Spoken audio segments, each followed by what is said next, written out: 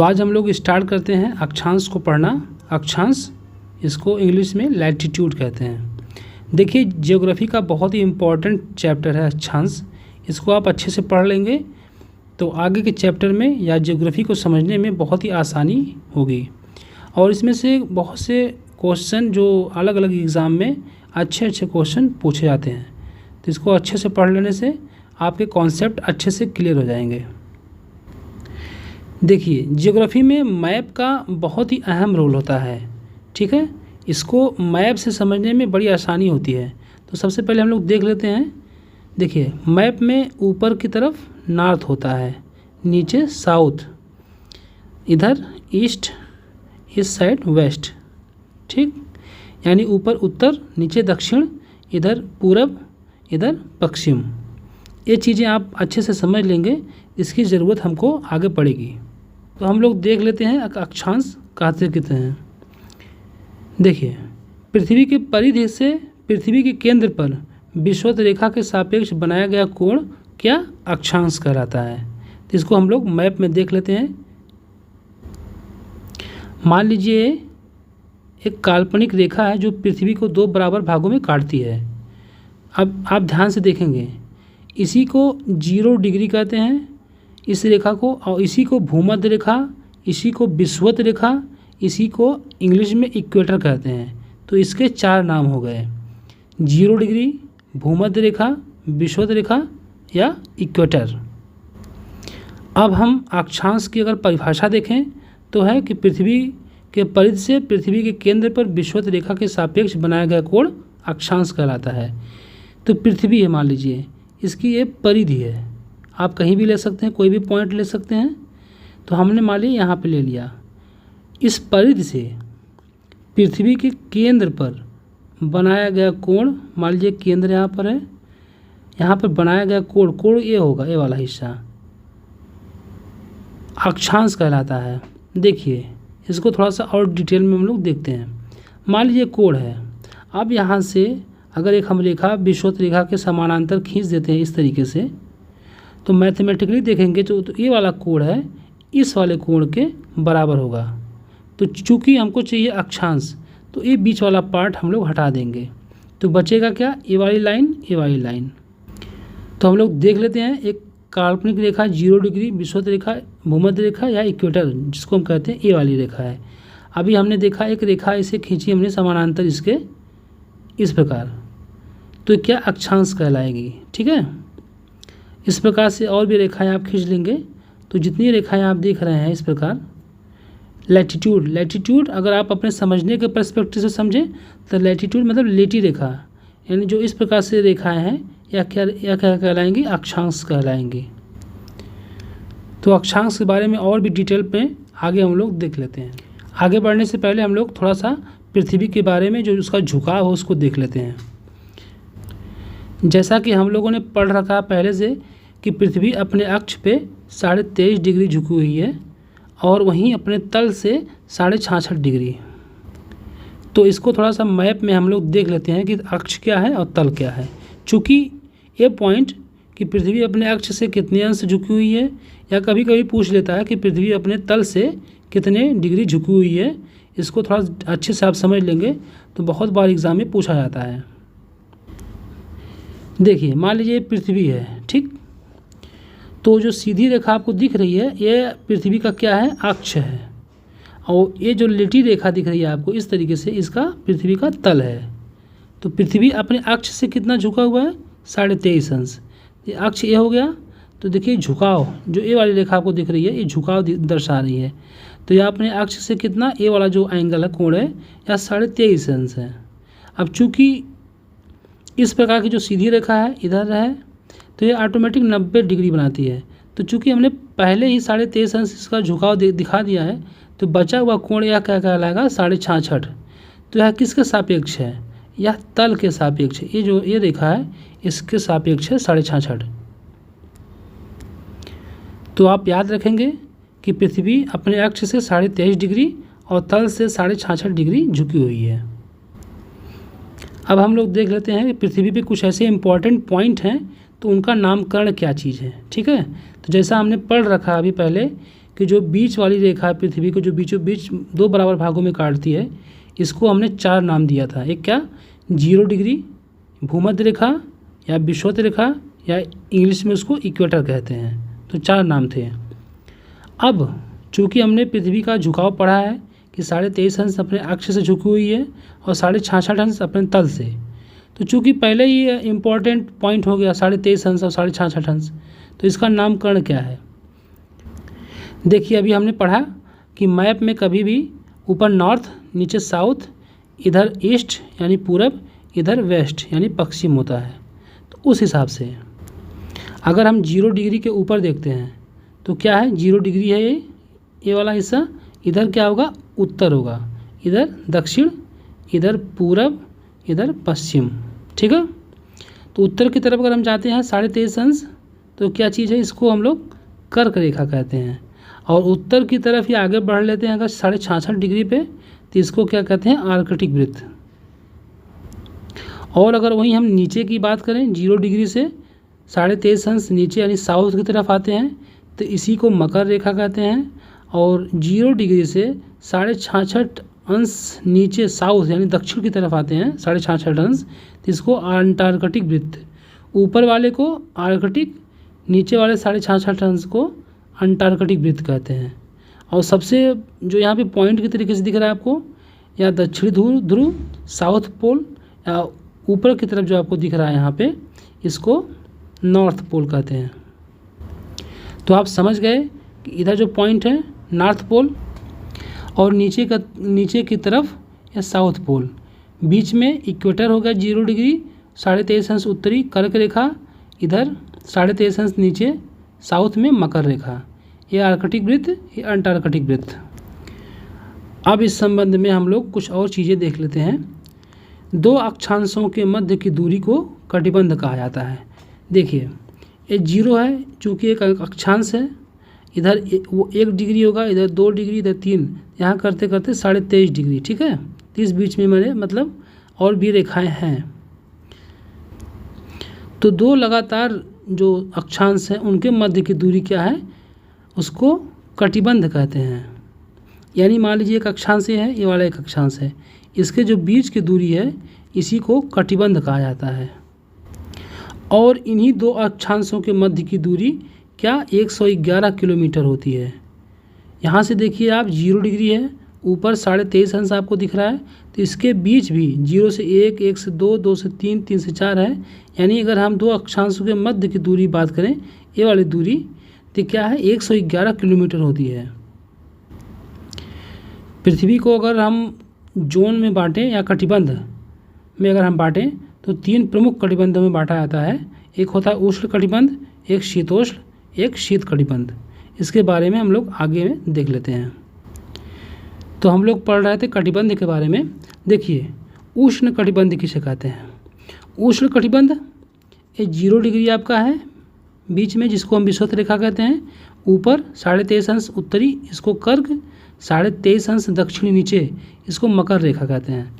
तो कर्क और मकर रेखाओं के बीच जो क्षेत्र होता है, अगर इस क्षेत्र की हम बात करें, इस वाले क्षेत्र की, तो इसी को उष्ण कटिबंध कहते हैं। यानी गर्म प्रदेश, गर्म वाला क्षेत्र यानी उष्ण, इसी को कहा जाता है। कर्क और मकर रेखा के बीच का क्षेत्र। बहुत बार एग्जाम में पूछा गया, आप इसको याद रखेंगे कि उष्ण कटिबंध कर्क और मकर रेखाओं के बीच का क्षेत्र है। अब अगर शीतोष्ण कटिबंध की बात किया जाए, तो 23.5 अंश उत्तरी, ये वाला पॉइंट 66.5 अंश उत्तरी, यानी यहाँ से यहाँ तक का क्षेत्र जो क्या है, यह शीतोष्ण है, ये वाला क्षेत्र। और उसी प्रकार यहाँ पर 23.5 अंश दक्षिणी, 66.5 अंश दक्षिणी, इनके मध्य ये वाला क्षेत्र, यह भी क्या है, शीतोष्ण कटिबंध है। यानी शीत प्लस उष्ण, ठंडा प्लस गर्म, यहाँ ठंडा प्लस गर्म दोनों होता है, ऊपर भी ठंडा प्लस गर्म, इसको क्या कहते हैं, शीतोष्ण कटिबंध। अब बात आती है शीत कटिबंध की। तो ये वाला जो क्षेत्र है 66.5 अंश उत्तरी और 66.5 अंश दक्षिणी, ये वाला जो क्षेत्र है, ऊपर की तरफ ये वाला, नीचे की तरफ ये वाला क्षेत्र, या क्या शीत यानी सबसे ठंडा प्रदेश कहलाता है, शीत कटिबंध, ये वाला क्षेत्र। बहुत बार आपने सुना होगा कि टुंड्रा और टैगा। देखिए टुंड्रा और टैगा किसे कहते हैं। ये वाला जो क्षेत्र अभी आपने देखा शीत कटिबंध, ऊपर की तरफ नॉर्थ में, दक्षिण की तरफ यानी साउथ में भी, इसमें भी 2 कैटेगरी की गई है। मान लीजिए नॉर्थ में ये चीज़ है, तो जो अगर हम नॉर्थ में जो शीत कटिबंध है ये वाला, इसको भी अगर 2 भागों में हम तोड़ दें तो सबसे ऊपर ये वाला चीज़ टुंड्रा कहलाता है, और इस ये वाला जो है बीच वाला ये टैगा। उसी हिसाब से नीचे की तरफ अगर देखें तो सबसे नीचे जो साउथ में सबसे है उसको टुंड्रा और इसको बीच में टैगा। उष्ण कटिबंध, शीतोष्ण कटिबंध, शीत कटिबंध, और शीत कटिबंध में ही टुंड्रा और टैगा। देखिए बहुत बार एग्जाम में भी पूछा गया है कि टुंड्रा सबसे ठंडा प्रदेश है या टैगा, तो टुंड्रा चूँकि सबसे लास्ट का पॉइंट है, उसके बाद टैगा। देखिए जो एक मैप में आपको दिख रहा है बहुत ही इम्पॉर्टेंट चीज़ है, इसको अगर आप समझ लेंगे तो बहुत सी जो दिक्कतें हैं ये सॉल्व हो जाएंगी। देखिए मान लीजिए ये बीच वाला जो क्षेत्र है यह क्या है, इसको हम 0 डिग्री मान लेते हैं। 0 डिग्री कहें, विषुवत रेखा कहें, भूमध्य रेखा कहें या इक्वेटर, ठीक है, ये 0 डिग्री है। सूर्य देखिए कभी भी कर्क रेखा और मकर रेखा के बीच ही चमकता है। कैसा? लंबवत। अगर हम लंबवत की बात करें, सीधी उसकी जो किरणें हैं वह कर्क और मकर के बीच ही चमकती हैं, उसके बाहर नहीं जाती हैं। चूँकि हम लोगों ने पहले पढ़ ही चुका है कि 23.5 अंश उत्तरी को कर्क और 23.5 अंश दक्षिणी को, इसको कर्क और 23.5 अंश दक्षिणी को क्या, मकर रेखा कहते हैं। तो सूर्य कभी भी कर्क और मकर के बीच ही लंबवत चमकता है। तो मान लीजिए 0 डिग्री है, अब क्या देखिए 22 मार्च के दिन सूर्य और 23 सितंबर के दिन, 22 मार्च आप याद रखेंगे, 22 मार्च और 23 सितंबर के दिन 0 डिग्री पर, ये जो बीच की रेखा 0 डिग्री है, यहाँ पे सूर्य लंबवत चमकेगा। अब 22 मार्च के बाद क्या आता है, मई, जून, ऐसे सूर्य यहाँ है तो यहाँ से बढ़ना चालू करेगा कर्क रेखा की तरफ। तो 21 जून को सूर्य कर्क रेखा पे लंबवत चमकेगा। तो यहाँ से फिर 21 जून के बाद फिर वापस सूर्य लौटना चालू करेगा किधर, दक्षिण की तरफ, यानी नीचे की तरफ। तो धीरे धीरे करके जुलाई, अगस्त, फिर सितंबर को, 23 सितंबर को फिर 0 डिग्री पे आ जाएगा, फिर यहाँ लंबवत चमकेगा। अब फिर क्या करेगा, फिर इसी तरीके से नीचे आना चालू होगा दक्षिण की तरफ, इधर आएगा अक्टूबर, नवंबर, दिसंबर में 22 दिसंबर के दिन मकर रेखा पे आ जाएगा सूर्य, यहाँ पे लंबवत चमकेगा। फिर इसी प्रकार से सूर्य दिसंबर से फिर जनवरी, फरवरी, फिर मार्च, 22 मार्च को फिर 0 डिग्री पे आ जाएगा। तो अभी आपने देखा कि सूर्य कभी भी इस 0 डिग्री से स्टार्ट होकर अगर कर्क रेखा की तरफ जाता है, कर्क रेखा से फिर मकर रेखा की तरफ एक सर्किल चलते रहती है। यानी सूर्य की जो लंबवत किरणें हैं कभी भी कर्क रेखा और मकर रेखा के ऊपर उधर नहीं चमकती, इसी के बीच ही लंबवत चमकती हैं। यह अपना प्यारा भारत है। चूँकि भारत के बीचों बीच से कर्क रेखा गुजरती है, तो यहाँ पे आप समझ सकते हैं कि जो सूर्य की किरणें हैं यहाँ तक आती हैं कर्क रेखा तक। वह 21 जून को भारत में कड़कड़ाती धूप यानी सबसे भीषण गर्मी पड़ेगी उस टाइम। 21 जून के बाद धीरे धीरे सूर्य क्या, दक्षिणायन यानी नीचे की तरफ, दक्षिण की तरफ आना चालू हो जाता है। तो जुलाई, अगस्त, सितंबर, तो धीरे धीरे यहाँ का जो माहौल है ठंडा होना चालू हो जाता है। तो अब हम लोग बात कर लेते हैं टोटल अक्षांश कितने हैं पृथ्वी पर। देखिए यह काल्पनिक रेखा बीचों बीच गुजरती है, एक अक्षांश हो गया, दूसरा, तीसरा, इसी प्रकार टोटल कितने अक्षांश हैं उसको हम लोग देख लेते हैं। टोटल अक्षांश, इसको अगर 0 मान लें हम, टोटल अक्षांश 181 हैं। देखिए 0 वाला एक हो गया, ऊपर 90 और नीचे 90 अक्षांश। 90 और 90 कितने होंगे, 180 प्लस बीच वाला ये जो 0 है तो 181। लेकिन आप इस चीज़ को ध्यान रखेंगे, वास्तव में होते 179 हैं, 2 नहीं होते हैं, 2 इसमें से आप माइनस कर देंगे। चूँकि जो ऊपर वाला जो पॉइंट है यहाँ पे दिखता नहीं है, यहाँ पे केवल एक पॉइंट के तरीके से अक्षांश रहता है। उसी हिसाब से यहाँ नीचे भी एक रेखा ना होके यही बिंदु की तरीके से दिखती है। तो अगर इन दोनों को, नीचे वाले को, इसको अगर हम हटा दें तो 181 पहले थे तो उसमें से 2 हटा देंगे तो टोटल कितने होंगे 179। कई बार अलग अलग एग्ज़ाम में पूछा जाता है कि किसी देश या शहर का उत्तरी या दक्षिणतम जो स्थिति है उसकी वो किसके हिसाब से देखी जाती है, तो वो होती है अक्षांश के हिसाब से। मान लीजिए किसी ने पूछ लिया कि फलाने शहर का उत्तरी और दक्षिणी आप बताएं, तो कैसे आप पता करेंगे, जो अक्षांश है उस हिसाब से आप पता करेंगे। इसके बारे में कुछ फैक्ट हैं, उसको देख लेते हैं हम लोग। जब सूर्य कर्क रेखा पर जाता है तो उसे क्या कहते हैं, कर्क संक्रांति। अब सूर्य मान लीजिए यहाँ पे 0 डिग्री, अब यहाँ से यहाँ पे गया कर्क रेखा पे, इसको क्या कहते हैं, कर्क संक्रांति। जब सूर्य मकर रेखा पर जाता है तो क्या कहलाता है, मकर संक्रांति। और हम लोगों ने अभी पढ़ ही लिया है कि सूर्य की उत्तरायण स्थिति अधिकतम किस तारीख को होती है, वह 21 जून को होती है। और सूर्य की दक्षिणायन स्थिति अधिकतम 22 दिसंबर की। उत्तरायण और दक्षिणायन को थोड़ा हम लोग और देख लेते हैं। देखिए इस वाले मैप में मान लीजिए सूर्य यहाँ पर है, तो हमने पहले हम लोग पढ़ ही चुके हैं कि उत्तर की तरफ, ऊपर की तरफ नॉर्थ, नीचे साउथ, इधर ईस्ट, इधर वेस्ट। उस हिसाब से जब सूर्य ऊपर की तरफ जाता है यानी उत्तर की तरफ, उसी को क्या कहते हैं, उत्तरायण। और जब यहाँ से 21 जून को कर्क रेखा से फिर वापस सूर्य नीचे आना चालू करता है, इसको हम लोग दक्षिणायन कहते हैं। तो यहाँ से होते होते धीरे यहाँ पे क्या है, दक्षिणायन। फिर यहाँ से क्या करेगा, उत्तर की तरफ जाएगा, ऊपर की तरफ उत्तरायण। तो उत्तरायण और दक्षिणायन को आप लोग अच्छे से समझ लेंगे। एक पॉइंट और रह गया था इसमें कि सूर्य जब 0 डिग्री पर रहता है तो उसे क्या कहते हैं, अगर सूर्य मान लीजिए इसी पे है, इसको कहते हैं विषुव या इक्विनॉक्स। ये भी एग्जाम में पूछा गया है। अक्षांश से रिलेटेड ही कुछ और भी पॉइंट हैं, उसको हम लोग देख लेते हैं।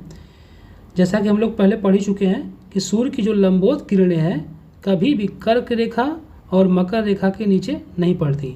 ये 0 डिग्री है, ऊपर 23.5 अंश आपकी कर्क रेखा, ये वाली मकर रेखा। यानी जो लंबवत किरणें हैं वो इन्हीं दोनों बीच में चमकेंगी, इसके ना ऊपर ना इसके नीचे कभी चमकेंगी, ठीक है। और 22 और 23 सितंबर को हम लोग पढ़ ही चुके हैं कि दिन और रात बराबर होते हैं। देखिए इस वाले मैप में आप अगर इस मैप को अच्छे से देख लेंगे, इसी से बहुत से क्वेश्चन आपके क्लियर हो जाएंगे। क्योंकि जब सूर्य यहाँ पे रहेगा 21 जून को, यहाँ पे भीषण गर्मी पड़ेगी और यहाँ पे जब लंबवत किरण पड़ेगी तो जाहिर सी बात है यहाँ पे दिन बड़ा होगा, और जब दिन बड़ा होगा यहाँ पे तो रात छोटी होगी। यानी 21 जून को कर्क रेखा पर दिन बड़ा होता है और रातें छोटी होती हैं। उसी हिसाब से अगर हम 22 मार्च देख लें, यहाँ पे 0 डिग्री है, 22 मार्च इधर से 23 सितंबर है। चूँकि सूर्य जब इधर जाता है तो 23 सितंबर को घूम के यहीं पे आ जाता है। तो 22 मार्च और 23 सितंबर को जब 0 डिग्री पे यानी पृथ्वी के जो बीचों बीच वाली रेखा यहाँ पे सूर्य अगर रहेगा तो यहाँ पे दिन और रात बराबर होंगे पूरी पृथ्वी पर। अब हम लोग कर्क रेखा के बारे में थोड़ा देख लेते हैं। चूँकि कोई भी रेखा जो अभी हम लोगों ने पढ़ा है उसमें से केवल कर्क रेखा ही है जो भारत के बीचों बीच से जाती है। यानी कर्क रेखा ही भारत के मध्य से गुजरती है, ऐसे होकर, ठीक है। अब ये किन किन राज्यों से होकर गुजरती है इसको हम लोग देख लेते हैं। तो कर्क रेखा भारत के 8 राज्यों से होकर गुजरती है, ये भी एग्जाम में पूछा गया है। वह कौन से राज्य हैं आपके, गुजरात, इधर देखिए राजस्थान, मध्य प्रदेश, छत्तीसगढ़, झारखंड, वेस्ट बंगाल, त्रिपुरा, मिजोरम। टोटल 8 राज्यों से होकर भारत, ये जो कर्क रेखा भारत से गुजरती है। उसी प्रकार अगर हम देख लें कि कर्क रेखा पर पूरी दुनिया में जो स्थित कौन कौन से देश हैं, तो है मैक्सिको, आपका मैक्सिको इधर हो गया, बहामास, पश्चिमी Sahara, Mauritania, Mali, Algeria, Niger, Libya, मिस्र, सऊदी अरब, UAE, Oman, Bharat, Bangladesh, Myanmar, चीन और एक देश ताइवान है। उसी हिसाब से पूरी दुनिया में अगर जो मकर रेखा पर स्थित देश हैं उसको देख लें, उसमें है आपका Chile, Argentina, Paraguay, Brazil, Namibia, Botswana, दक्षिण अफ्रीका, मोजाम्बिक, मेडागास्कर और ऑस्ट्रेलिया। ये जो देश हैं यह सब क्या मकर रेखा पर स्थित देश हैं। वैसे ही अगर हम विषुवत रेखा यानी 0 डिग्री पे देख लें कि कितने देश स्थित हैं, तो वे हैं इक्वाडोर, कोलंबिया, ब्राज़ील, साउथ प्रिसप, गैबोन, कांगो, कांगो गणराज्य, Uganda, Kenya, Somalia, Maldives, Indonesia, Kiribati.